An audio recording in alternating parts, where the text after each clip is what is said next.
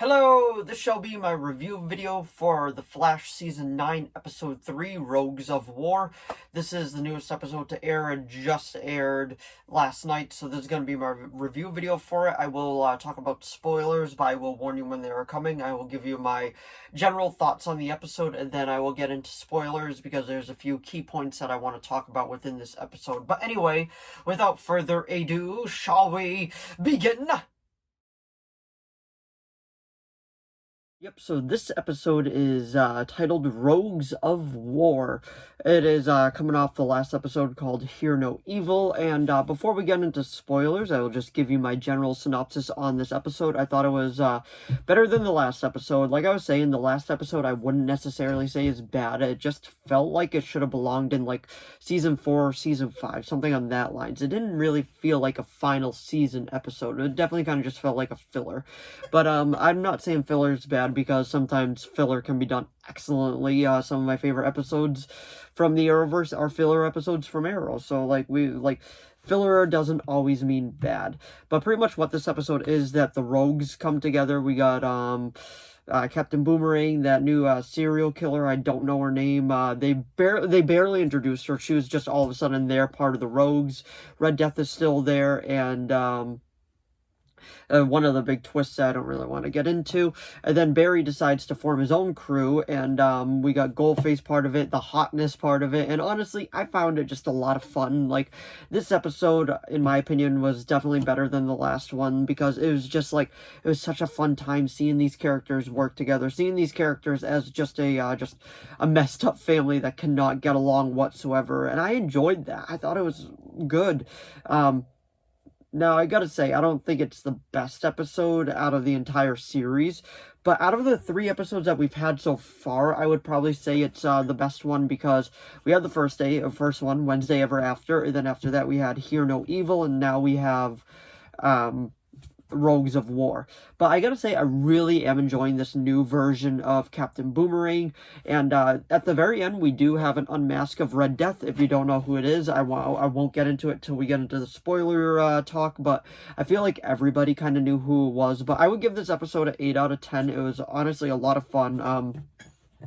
Goldface is just a fun character. I find him super fun, and Damon Porter is the actor that portrays him. I just feel like he just does a great job. I absolutely just love him in the role. It's 100% just a good time.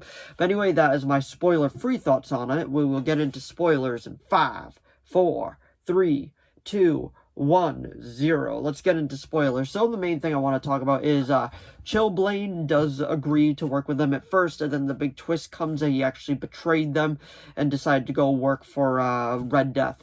Now, I will admit, I was surprised by it, but after it happened, I'm like, oh, this makes perfect sense, because the only thing he cares about is getting Frost back. Now, I can't blame him, but the way that he's just going about it is absolutely just bad, and I am very, very surprised that they're taking his character into, like, the villain route, even though he did start as a villain. But they gotta get him a new outfit. Like, even the villains are making fun of him.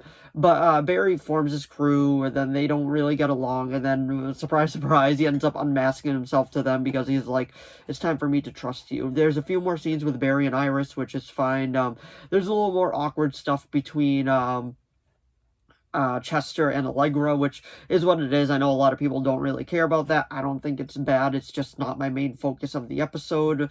So pretty much that's what I just got to say about it. It was fine. Time to glance over it. And then at the very end, we see Chillblaine meeting up with the rogues. We got Captain Boomerang, the Fiddler, and then we got the new one, the serial killer. I can't think of her name, but she's cool for what she is.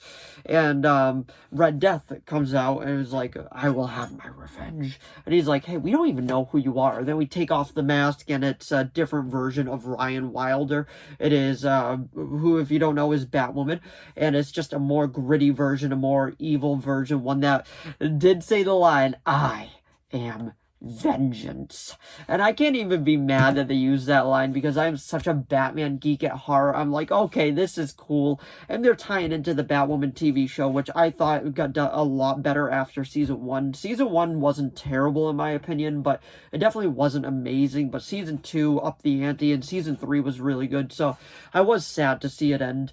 But so we got the unmask. It's Ryan Wilder, and they said that Batwoman has been missing. So therefore, it is definitely setting up the next episode, which is titled The Mask of the Red Death, Part 1. So, like, you can see where they're going with this, and I am completely fine with it. Now, if you don't know, in the comics, Red Death is Bruce Wayne, but obviously they can't really use Bruce Wayne. They got away with it a few times, but in reality, they really can't use him. So they ended up going this route, and I'm completely fine with it because it ties into the mythos of the Arrowverse.